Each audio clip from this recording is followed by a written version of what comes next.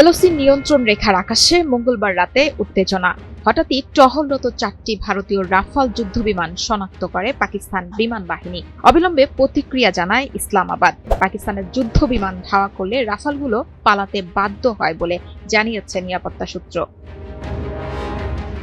নিরাপত্তা সূত্র আরও জানায়, ভারতীয় যুদ্ধ বিমানগুলো অবৈধভাবে টহল দিচ্ছিল। তখন পাকিস্তানের বিমান বাহিনী তাদের উপস্থিতি টের পায় এবং যুদ্ধ বিমান নিয়ে দ্রুত প্রতিক্রিয়া জানায়।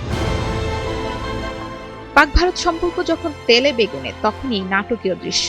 22 এপ্রিল কাশ্মীরের পেহেলগামে ভয়াবহ হামলায় প্রাণ হারান 26 জন, যাদের বেশিরভাগই পর্যটক।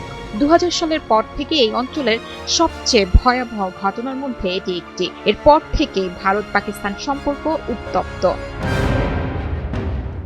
ভারত দাবি করছে পেহেলগামের এই হামলায় জড়িত পাকিস্তান। বিপরীতে পাকিস্তান দৃঢ়ভাবে তা অস্বীকার করছে। পাকিস্তান প্রধানমন্ত্রী শাহবাজ শরীফ ঘটনা নিরপেক্ষ তদন্তের আহ্বানও জানিয়েছেন। তবে ভারত এই ঘটনায় পাকিস্তানকে দায়ী করেই ক্ষান্ত হয়নি, স্থগিত করেছে চুক্তি। 23 এপ্রিল ভারত একতরফা সিন্ধু পানি চুক্তি স্থগিত করে পাকিস্তানের সাথে।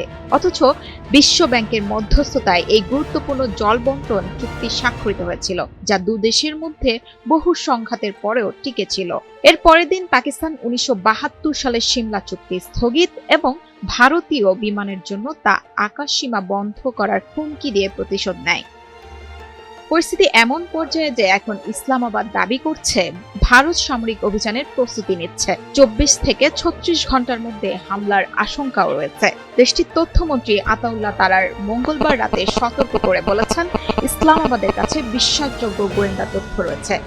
ভারত সাম্প্রতিক পেহেলগাম হামলাকে অজুহাত হিসেবে ব্যবহার করে আগামী 24 থেকে 36 ঘন্টার মধ্যে সামরিক হামলাও চালাতে পারে। তবে শঙ্কার বিষয় হলো, দুটি দেশই পরমাণু শক্তিধর।